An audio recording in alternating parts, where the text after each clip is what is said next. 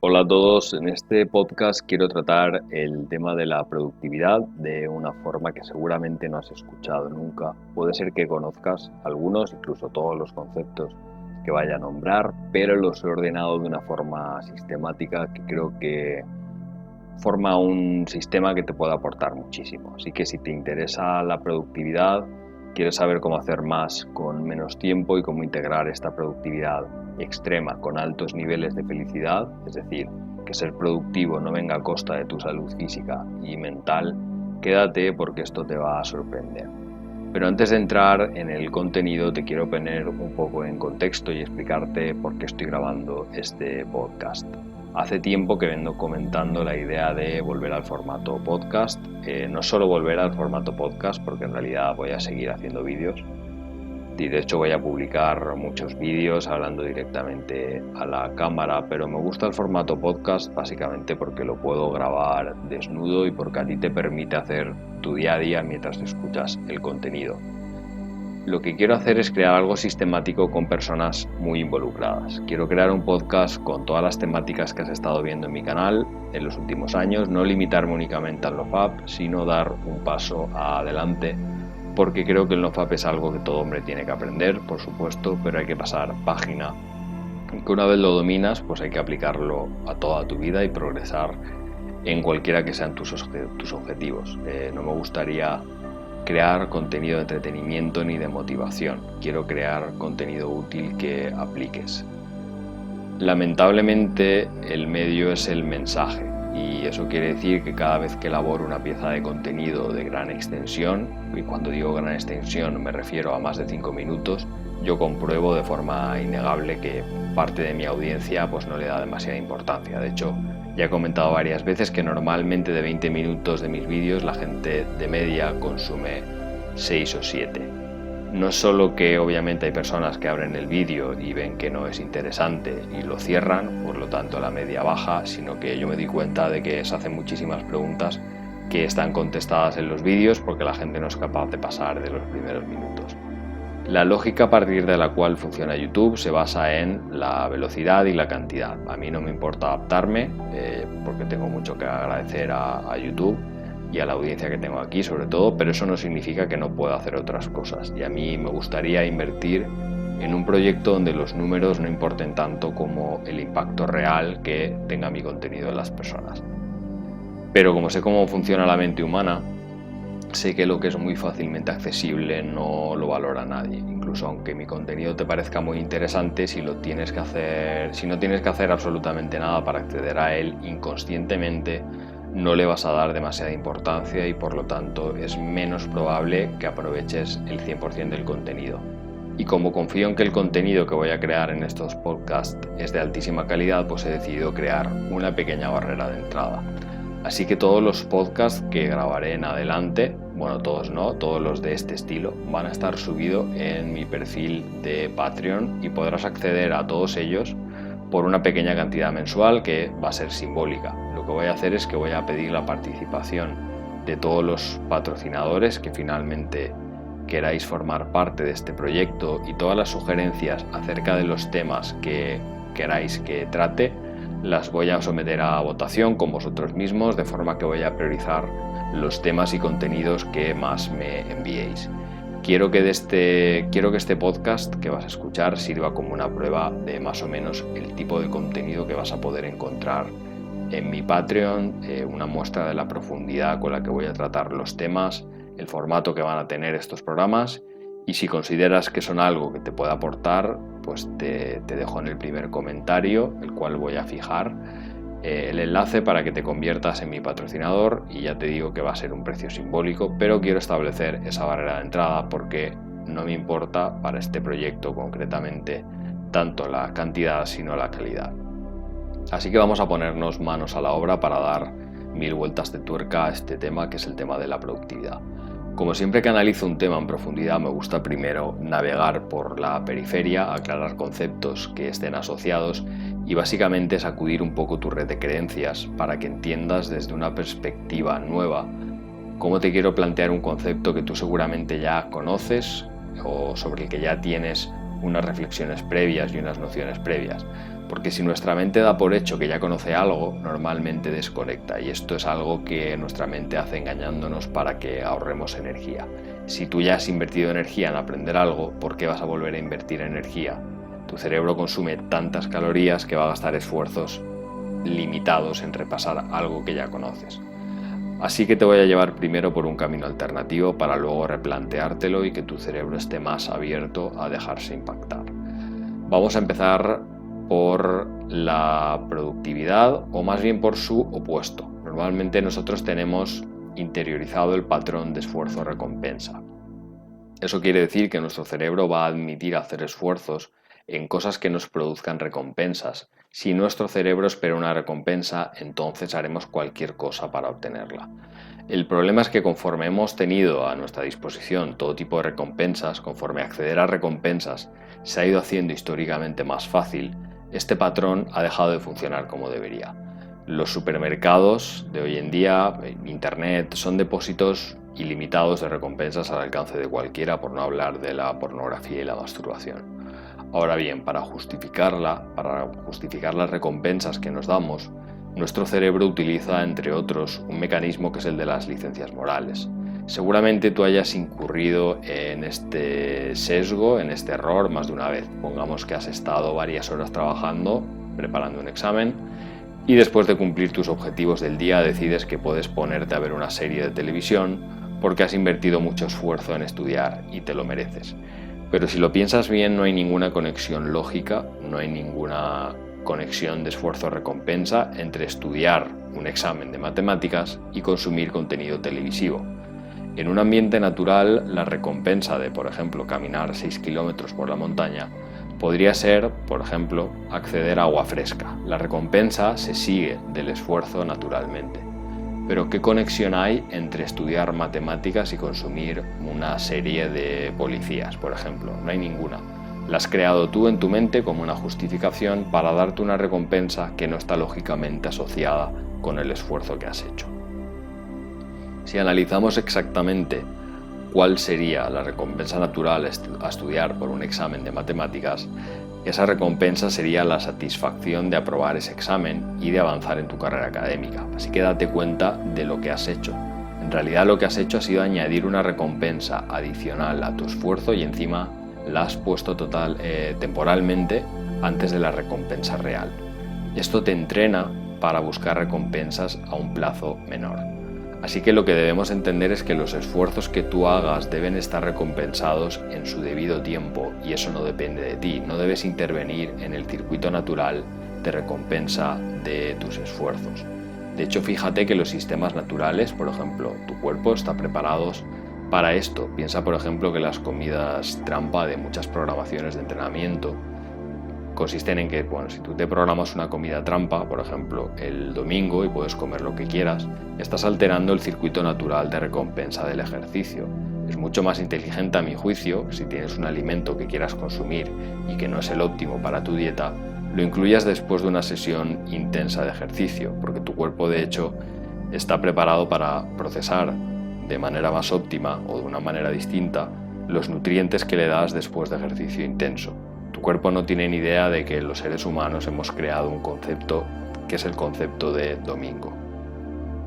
Así que cuando las personas empiezan a profundizar en temas de productividad, lo primero que suelen hacer es partir de una situación de pereza absoluta, donde rehuyen los esfuerzos. Después, por la ley del péndulo, lo que hacen es convertirse en adictos al trabajo y piensan que cualquier cosa que les haga disfrutar o que suponga una recompensa implica sabotear su progreso. Obviamente, cuando pasan los meses o los años se dan cuenta de que este esquema no se puede escalar y que después de varios meses, seguramente antes, su cuerpo y su mente empiezan a mostrar síntomas de cansancio y pierden completamente la motivación y lo único que pueden hacer es motivarse con fuentes externas, consumiendo mucho contenido motivacional, etc. Y cada vez necesitan más y ese impacto sobre su estado de ánimo es menos efectivo. Eventualmente se darán cuenta de que necesitan asignar en su programación, en su planificación, espacios para el placer, para las recompensas. Pero en este nivel cometen el error de incluir recompensas artificiales y eso no solo altera la manera en que funcionan sus expectativas de recompensa, como hemos visto antes, sino que les impide disfrutar realmente de esos momentos de ocio. Por ejemplo, sales de la ciudad un fin de semana, pero pasas esos días dándole vueltas a cosas del trabajo o de alguno de tus proyectos. Y aquí es donde quiero dar la última vuelta de tuerca a esta relación entre los esfuerzos y las recompensas. Como hemos visto, las recompensas no deben depender de ti. Debes dejar que la realidad te recompense de acuerdo a tus esfuerzos, sin forzar la recompensa. Es decir, si estás trabajando en un negocio y esperas que facture una determinada cifra, tu recompensa será facturar esa cifra. Si estás escribiendo un libro, tu recompensa será completar el libro. ¿Quiere eso decir que no te vas a programar actividades sencillamente porque te gusten o te hagan feliz? No, pero esas actividades las debes realizar incondicionalmente. No debes realizarlas como parte de un circuito totalmente artificial de recompensas, sino que debes realizarlas por amor propio y porque la prioridad es ser feliz. Por eso considero que es lo primero que se debe programar en tu calendario o en la forma en que te organices.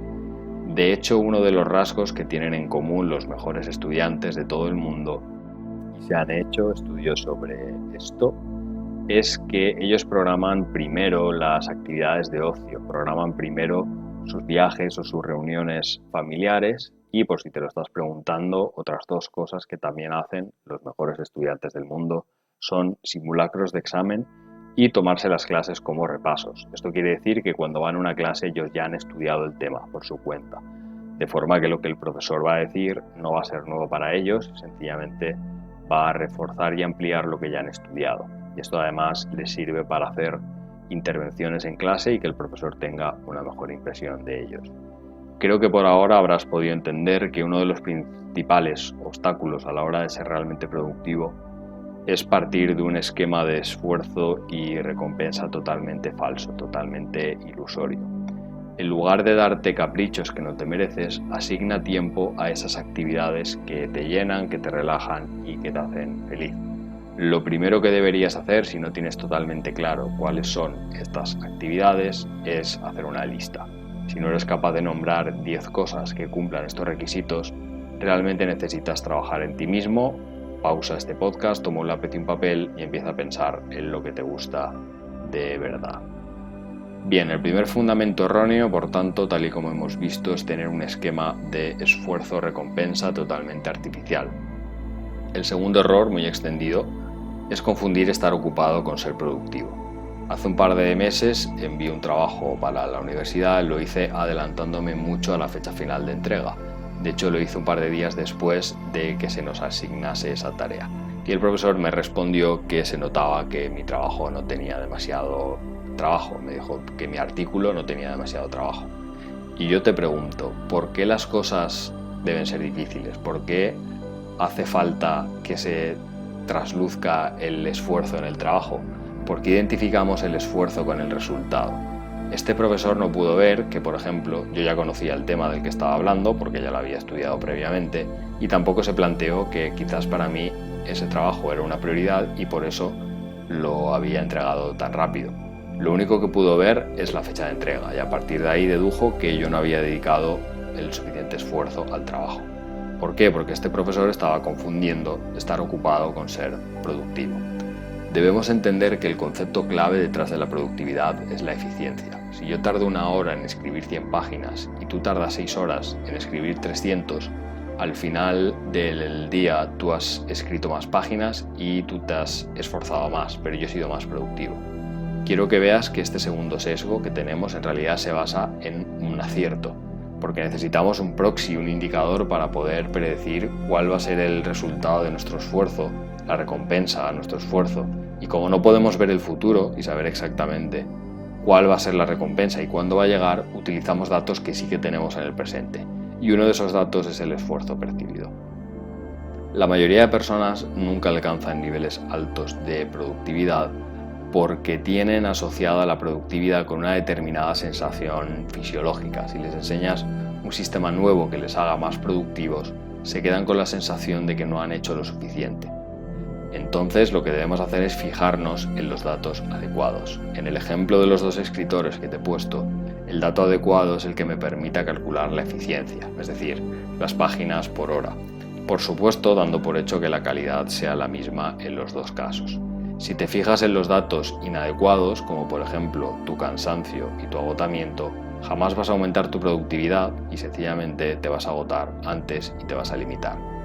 Piensa de nuevo en la gran mayoría de estudiantes, incluso los buenos estudiantes. Cuando les escuchas hablar acerca de sus exámenes finales, ¿qué es lo que cuentan acerca de sus sesiones de estudio? Todos hablan de la cantidad de horas que han dedicado a estar en la biblioteca.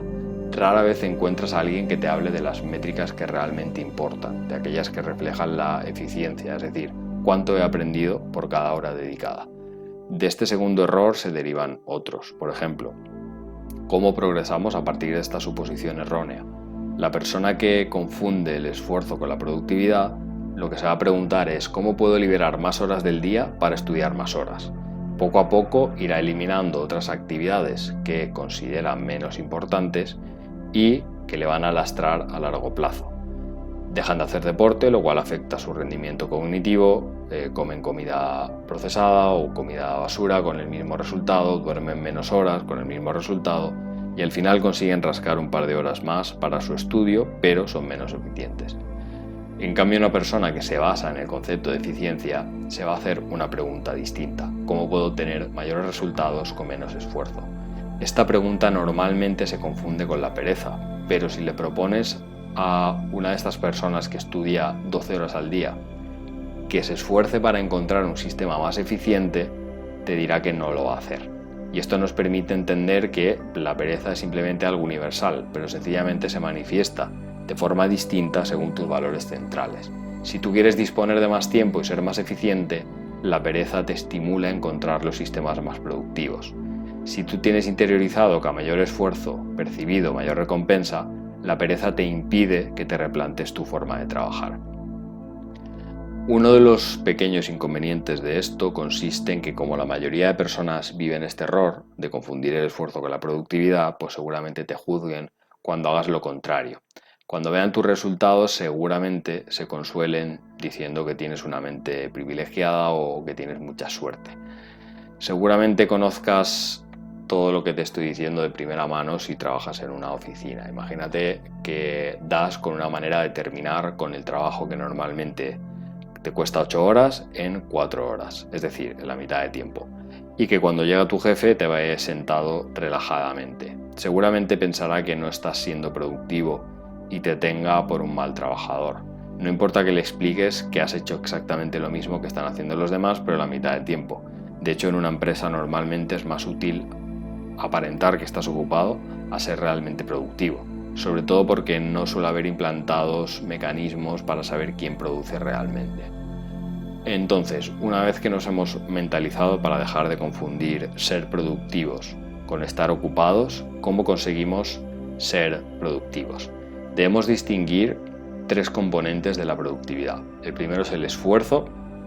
La productividad basada en el esfuerzo ya la hemos desmontado, consiste en que el trabajo está basado en el esfuerzo. El segundo consiste en las habilidades. Cuando mejoro en una determinada habilidad, mi capacidad para obtener rendimientos en la misma unidad de tiempo aumenta. El trabajo repetido mejora mi habilidad. Y el tercer elemento de la productividad son los sistemas. Un sistema es un conjunto de elementos o de pasos, concretamente es un conjunto de pasos con un orden determinado, una jerarquía y que están orientados a producir un resultado X. Cada persona es productiva de manera distinta.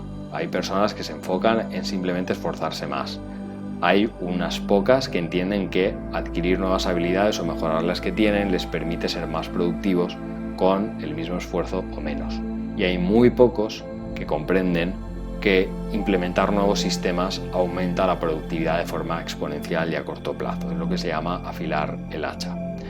Incluso se podría establecer un paralelismo con las clases sociales. Normalmente quienes no dedican tiempo ni a crear sistemas ni a mejorar sus habilidades terminan dependiendo de su esfuerzo haciendo los trabajos que nadie quiere. La clase media, por así decirlo, invierte mucho en nuevas habilidades, cree mucho en la formación, mientras que los ricos lo que hacen es crear negocios o invertir en ellos. Cada uno de ellos piensa que los demás son los perezosos.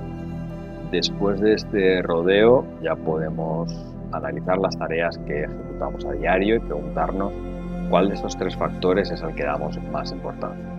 Ten en cuenta que siempre tenemos sistemas y siempre dependemos de habilidades y siempre invertimos esfuerzo. El problema es que no somos conscientes de los sistemas o que damos demasiada importancia a los elementos inadecuados.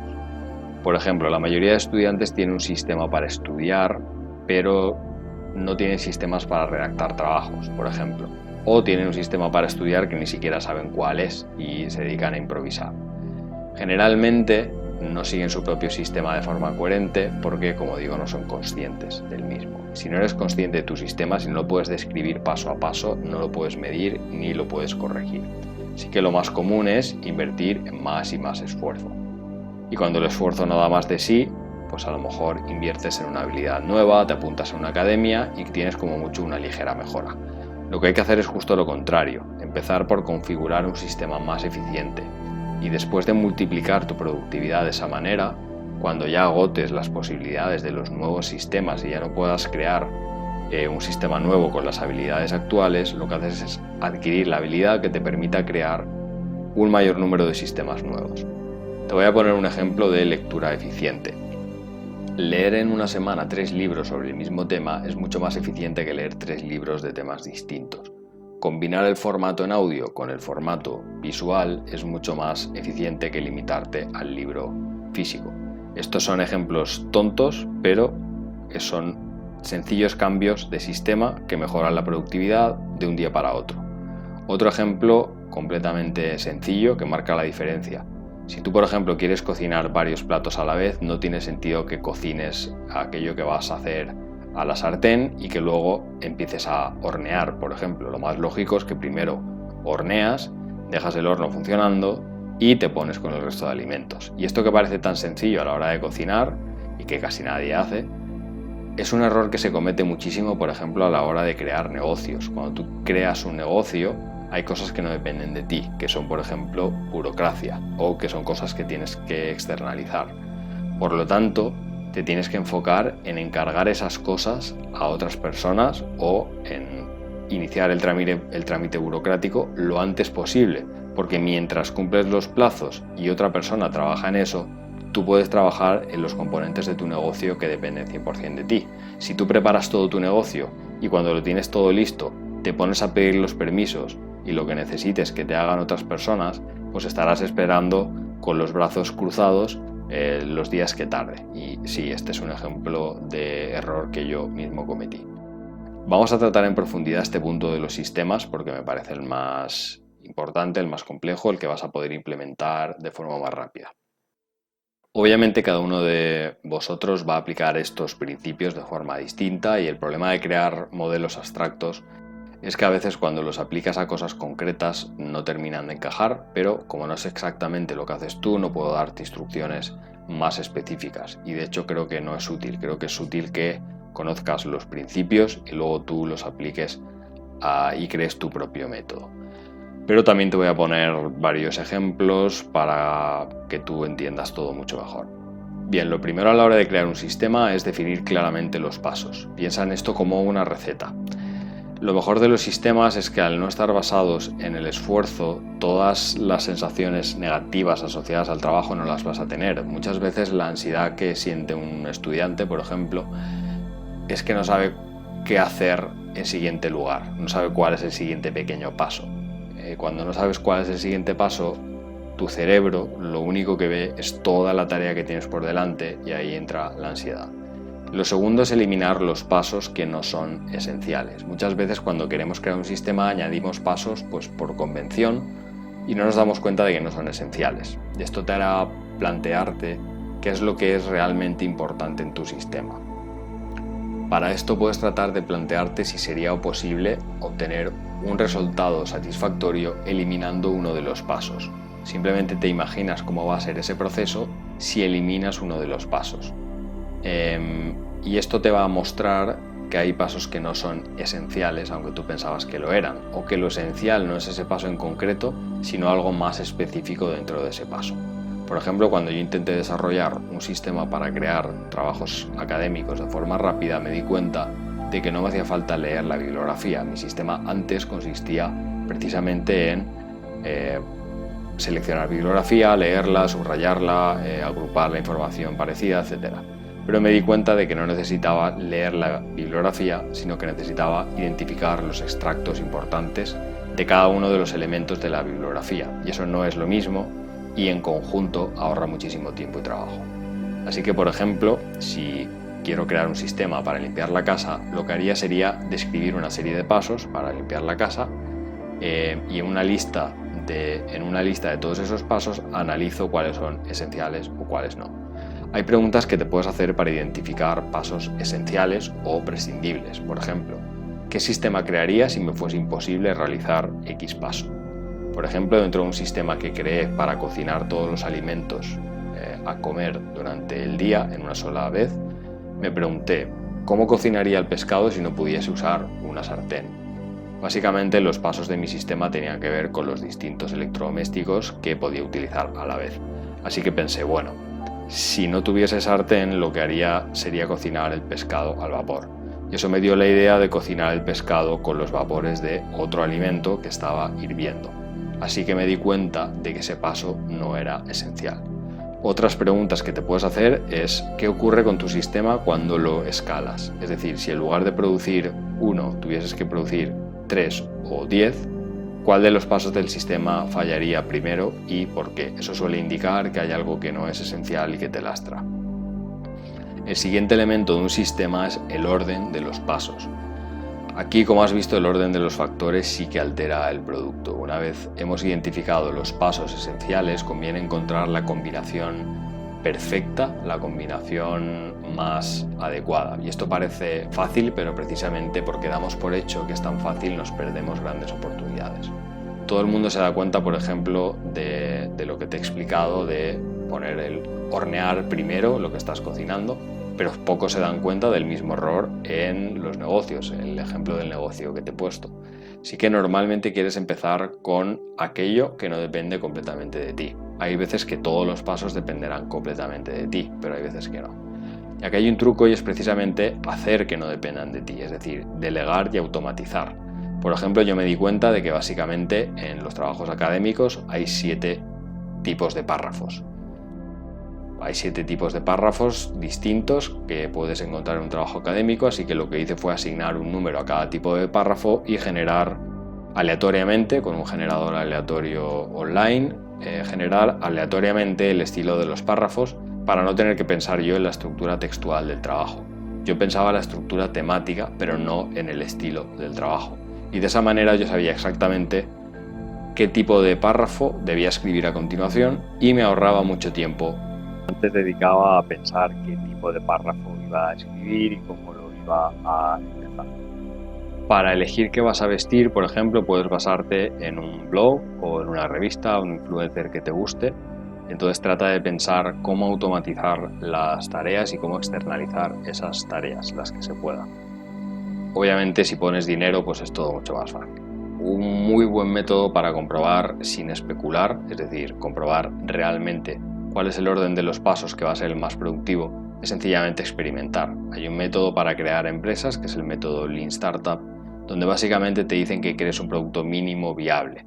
¿Cuál es el producto que puedes crear con la menor inversión de dinero y de tiempo, con la mayor velocidad, para comprobar si el mercado lo quiere, cómo responde, y a la vez en ese proceso de creación del producto mínimo viable tú obtengas la información más útil para saber qué modificación tienes que hacer? Este libro me parece que se puede aplicar a cualquier aspecto de la vida. Así que lo que puedes hacer es crear al menos 2 secuencias distintas, 2 sistemas que tengan los mismos pasos pero en órdenes distintos y aplicarlos con un producto mínimo. Hay un ejercicio mental en ese libro que es el siguiente. Imagínate que tienes que rellenar 100 sobres con 5 o 6 folletos de distinto tamaño y luego tienes que cerrarlos, sellarlos, es decir, ponerles el sello y enviarlos. La mayoría de personas, lo que yo pensé es que lo que haría sería agrupar cada uno de los pasos y es decir, primero metería los folletos en cada uno de los 100 sobres, después cerraría los 100 sobres seguidos, después escribiría cada dirección en cada uno de los sobres después pegaría los 100 sellos seguidos y después los enviaría a todos. Y esto tiene sentido teóricamente, porque cuando agrupas tareas de la misma naturaleza, pues obtienes ese beneficio del que podemos llamar beneficio del interés compuesto o sencillamente el beneficio del deep work, de la inmersión en una tarea. Pero la realidad funciona de manera distinta, porque imagínate que después de hacer todo el trabajo llegas con tus sobres y te dicen en correos que el sello que tenías no es suficiente porque tus sobres pesan 2 gramos más de lo que esperabas, por ejemplo, porque hay muchos folletos. Obviamente el ejercicio no estaba planteado así, tú te puedes plantear que esto es una especie de trampa que te he hecho, porque se estaba planteado para dar por hecho que todo iba a funcionar bien, pero en la realidad, como decimos, las cosas no funcionan así. En la realidad lo más adecuado es hacer un producto mínimo viable, es decir, un solo sobre, tratar de enviarlo y una vez hagas el proceso una sola vez, tienes toda la información que puedes adquirir con un solo sobre. Con esa mínima cantidad de trabajo tienes la información útil acerca de cómo mejorar todo el proceso de los 100 sobres. Así que si tienes dudas acerca del orden de los pasos de un sistema o de cualquier otra cosa, sencillamente prueba con la mínima cantidad de trabajo que puedas y deja que la realidad te dé los resultados, corrige y entonces aplícalo a una escala mayor, a los 100 sobres. Y cuarto paso para crear un sistema es tener claro cuánto tiempo proporcional vas a dedicar a cada uno de los pasos, porque muchas veces perdemos tiempo en cosas que no son esenciales. Lo que te propongo es que encuentres el equilibrio perfecto entre algo así como el interés compuesto o las ventajas de dedicar mucho tiempo a una actividad y los rendimientos decrecientes. Te voy a explicar más o menos qué es esto. El interés compuesto sería básicamente los beneficios que tú obtienes por hacer la misma tarea durante un periodo insistente de tiempo largo. Por ejemplo, hay un suplemento que es la N-acetilcisteína que tiene muchos beneficios, pero esos beneficios solo se logran después de varios meses de ingerirla a diario. Entonces, los beneficios de ese suplemento solo se logran a largo plazo. No puedes consumirlo 2 meses porque no vas a tener beneficios. De la misma manera, cuando vas a entrar al gimnasio hay procesos fisiológicos que solo se activan cuando llevas una determinada cantidad de tiempo entrenando en esa sesión. Por no hablar de que la mente solo puede entrar en estado de flow, de máxima inspiración, cuando llevas ya cierto tiempo inspirado en la tarea, por ejemplo, de escritura que estás haciendo, ¿no? Es decir, hay actividades donde necesitas estar un tiempo mínimo para alcanzar el máximo pico de productividad. Partiendo de esta base, podríamos pensar que cuanto más tiempo dedicas a algo, más involucrado vas a estar y más productivo vas a ser. Pero es obvio que llega un momento en el que has dedicado tanto tiempo a ese paso que los rendimientos son decrecientes. Por ejemplo, para un escritor lo normal es que los primeros minutos o incluso la primera media hora sean una pérdida de tiempo, pero eso hace que la mente empiece a involucrarse en el proceso creativo y llega a un punto en el que eres muy productivo, hasta que la productividad comienza a decrecer. Llegados a ese punto, no tiene sentido insistir y gastar más tiempo en ese paso. Conviene parar en ese momento perfecto, donde has aprovechado los rendimientos de la insistencia o del interés compuesto y has evitado los rendimientos decrecientes, dedicar tiempo cuando eres menos productivo. Un inciso que quiero hacer es que no hace falta crear sistemas para absolutamente todo. Si solo vas a hacer algo una vez en tu vida, el esfuerzo de crear un sistema no merece tanto la pena. Pero si haces algo a diario, todas las semanas, más te vale tener un sistema. Bien, ahora que tenemos nuestro sistema, tenemos que ejecutarlo. Y lo que vamos a hacer es contestar a la pregunta: ¿cómo ser más productivo utilizando la ley de los contrarios? Lo contrario de la productividad es la distracción. Así que a veces para ser productivo lo único que tienes que hacer es quitar distracciones. Ese es el motivo por el que mucha gente prefiere estudiar en una biblioteca, porque en tu casa hay demasiadas distracciones, hay demasiados elementos que no identificas con las tareas que estás realizando. Así que aíslate completamente para ejecutar tus tareas. Esto obviamente lo tienes que planear de antemano. Esto significa cosas distintas para cada persona, pero en general hay indicaciones que sirven para todo el mundo. Apagar el teléfono, usar tapones, tener asociado un espacio específico para esa tarea, no estudies donde duermas, por ejemplo, ni donde comas, Incluso eliminar de tu mente todo aquello que te pueda distraer. Una breve meditación antes de comenzar a trabajar en según qué cosas te puede ayudar mucho. Para mejorar en este punto, sencillamente debes analizar lo que haces. Pregúntate, la última vez que hice esto, ¿qué es lo que más me distrajo? Y entonces lo eliminas. El quinto consejo es ser proactivo en el mejor momento de ser proactivo. Eso significa hacer una actividad previa a la ejecución del sistema para prepararlo. Por ejemplo, en cocina siempre hay dos pasos, el preparado y la cocina como tal. Cuando el restaurante está abierto, los cocineros ya han estado trabajando mientras estaba cerrado en todo lo que podían preparar de antemano. Yo, por ejemplo, ahora mismo lo que hago es prepararme 2 píldoras de rodiola con cafeína, las dejo en mi mesita de noche y al lado dejo agua. Tengo la ropa de deporte preparada justo al lado de mi cama. De esa manera puedo despertarme, tomarme esas 2 píldoras, hidratarme y salir a correr. Lo que tienes que hacer es ponerte en el lugar de tu yo del futuro y pensar cómo le puedo hacer la vida más fácil, cómo se lo puedo poner lo más fácil posible para que haga lo que yo quiero que haga. Y por eso he dicho ser proactivo en el momento adecuado. Y esto tiene que ver con cómo organizas las cosas dentro de tu día a día. Hay actividades que requieren de mucha energía mental, que obviamente desciende a lo largo del día porque nos vamos metiendo cosas en la cabeza, nos van pasando cosas y es como un navegador cuando abres muchas pestañas que va cada vez más lento. Entonces, si tienes que estudiar para un examen y preparar toda la comida de la semana en el mismo día, no vas a cocinar por la mañana y estudiar por la tarde, porque cocinar es algo que requiere un esfuerzo mental bastante menor. De hecho, se dice que todo lo que puedas hacer viendo la televisión lo dejes para la tarde. Todo aquello que requiera concentración lo dejas para la mañana. Así que cuando sientas que tus pilas se han gastado, utiliza la poca energía que te queda en hacerte la vida fácil mañana. ¿Qué puedes dejar preparado hoy para hacerte el trabajo fácil mañana? De esa manera podrás enfocar el momento en el que tienes más energía en aquello realmente importante. ¿Por qué vas a perder tu tiempo, por ejemplo, en una mañana decidiendo qué vas a vestir, si lo puedes decidir y preparar el día anterior? ¿Por qué vas a perder el tiempo en preparar un desayuno que puede estar preparado la noche anterior? Y lo más importante de todo, ¿por qué no defines el día anterior todos los pasos que vas a seguir en tu sesión de trabajo del día siguiente? De esta manera, a los pocos minutos de levantarte, podrás empezar produciendo al máximo. Y he dicho una palabra clave que es empezar. La reacción natural de nuestro cerebro ante cualquier cosa que requiera esfuerzo es no hacerla. Ante todo lo que nos suponga una cuestión de supervivencia, nuestro cerebro prefiere no gastar energía.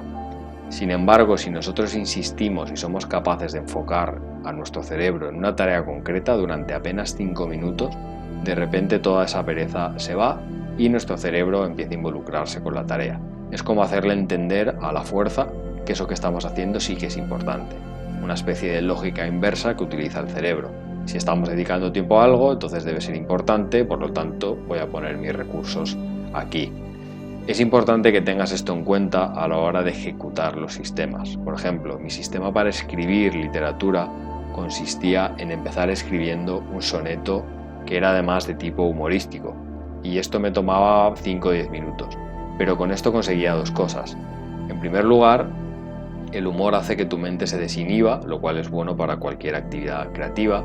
Era algo que era un ejercicio de prueba, no era algo que me tomase en serio, con lo cual, como no le iba a enseñar a nadie, no me importaba lo que saliese. En segundo lugar, una vez que había terminado de escribir el soneto, mi cerebro estaba involucrado, estaba enfocado en la tarea de escribir, con lo cual ya no me producía pereza lo que tenía que hacer. Y como era algo divertido, pues mi mente se lo tomaba como un juego, era algo que terminaba por desear, era algo que me apetecía y no algo contra lo que tuviera que luchar. Piensa en cómo puedes incorporar un paso de transición en tu sistema para poner a tu mente en el modo adecuado. Y llegamos al último de los consejos, que es utilizar la ley de Parkinson a tu favor. La ley de Parkinson básicamente nos interesa analizarla porque el mayor enemigo para que tú seas una persona muy productiva, mucho más allá de los límites que imaginas ahora mismo, son tus propias creencias limitantes. La ley de Parkinson consiste en lo siguiente, y tú lo has experimentado muchas veces. Cuando tienes un plazo para realizar cierta tarea, tiendes a completarla a última hora. Si eres profesor y das a tus alumnos 3 meses de plazo para hacer un trabajo, el último día de esos 3 meses te llegan la mayoría de los trabajos. Si en lugar de 3 meses das un mes de plazo, va a ser exactamente igual. El último día llega la mayoría de trabajos. Y si crees que dando 6 meses de plazo en lugar de 3 las cosas serán distintas, pues apenas cambian nada.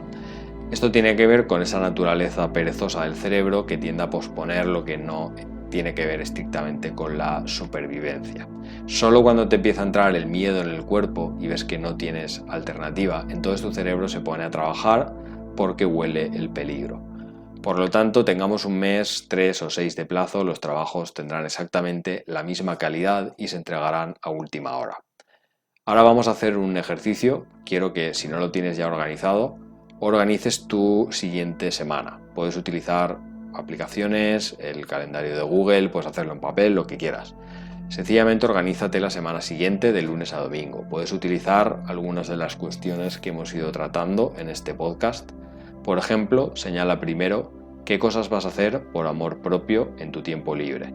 Sitúa en las mañanas aquello que mentalmente te exija más esfuerzo y deja para la tarde las tareas que podrías hacer viendo la televisión. No te digo que la veas, te digo que si pudieras hacerla viendo la televisión, pues que es una actividad para la tarde. Y siempre deja un pequeño margen de tiempo entre las tareas. Yo, por ejemplo, pues a lo mejor si voy a grabar un vídeo me doy 2 horas de margen. Sé que lo voy a completar antes, pero quiero tener ese margen. Además también pues puede que tengas que hacer frente a, retrasos inesperados, cosas que no habías previsto, lo que fuere.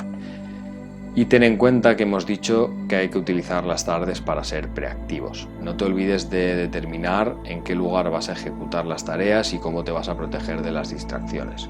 Otro consejo que te puedo dar es que no acumules muchas tareas distintas en el mismo día. En un día deberías tener 3 o 4 cosas distintas como mucho. Por ejemplo, estudiar, entrenar, quedar con X persona y preparar el día siguiente. Ya está. El horario no puede parecer una sucesión interminable de tareas distintas. Como todavía no habrás desarrollado tus sistemas, sencillamente pon un nombre a las tareas. Te recomiendo partir de una lista de objetivos semanales preguntándote qué quieres haber conseguido cuando llegue la noche del domingo y poco a poco distribuyes los pasos a seguir a lo largo de la semana. Cuando tengas tu semana programada, por ahora si quieres pausa el podcast, quiero que hagas lo siguiente. Imagínate que en lugar de una semana solo tienes un día para hacer todo eso. ¿Cómo lo organizarías? Esta pregunta es el tipo de pregunta que te hace ver de verdad qué es lo esencial en tu sistema. La mayoría de personas, cuando les propongo esto, dicen que es imposible. Cuando tú crees que algo no se puede hacer, pues tu cerebro inmediatamente se niega a darte respuestas. Pero no te he preguntado si es posible, te he preguntado cómo lo harías. Te aseguro que si das por hecho que es posible, tu mente se pone a trabajar en ello y vas a encontrar la manera de hacer en un día lo que harías en 7. Y si eso no es ser productivo, pues que me cuelguen boca abajo y me follen las 2 orejas. Lo que acabo de hacer se llama correr metas o sencillamente utilizar la ley de Parkinson a nuestro favor. Piensa que te pongas el plazo que te pongas, vas a hacer las cosas a última hora y siempre va a haber un pequeño elemento de estrés, así que ¿por qué no tenerlo terminado en un día en lugar de 7? El elemento del estrés lo eliminaremos creando un mejor sistema. Cuando tienes un buen sistema, tienes los pasos totalmente definidos, pues no hay estrés porque sabes lo que tienes que hacer. Por supuesto hay actividades donde no conviene correr metas. Por esto, entre comillas, siempre conviene hacer el ejercicio. Por ejemplo, si yo tengo programados 3 entrenamientos semanales de hombro, no tiene sentido que entrene 6 horas de hombro en un solo día. Aún así, simplemente por completar el ejercicio, plantéatelo. ¿Cómo lo harías? Si solo tuviese un día para obtener los beneficios de esta rutina que teóricamente ha de durar toda la semana, ¿cómo entrenaría? Después de crear un sistema hay un paso extra que es obviamente corregirlo, tener feedback.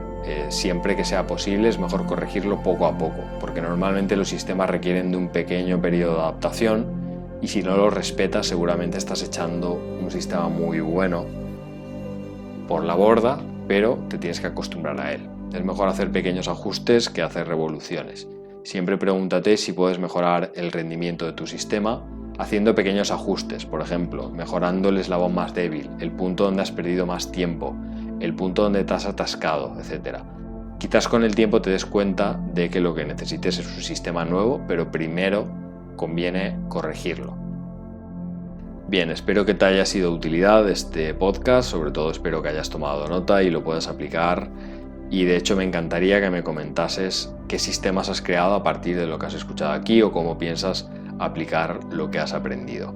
Recuerda que si quieres escuchar podcasts así de minuciosos como este sobre cualquier tema que te imagines, es lo que vas a encontrar en mi Patreon. En la descripción de este vídeo, en el primer comentario, te dejaré un enlace si quieres convertirte en mi patrocinador y en cualquier caso, gracias por quedarte hasta el final.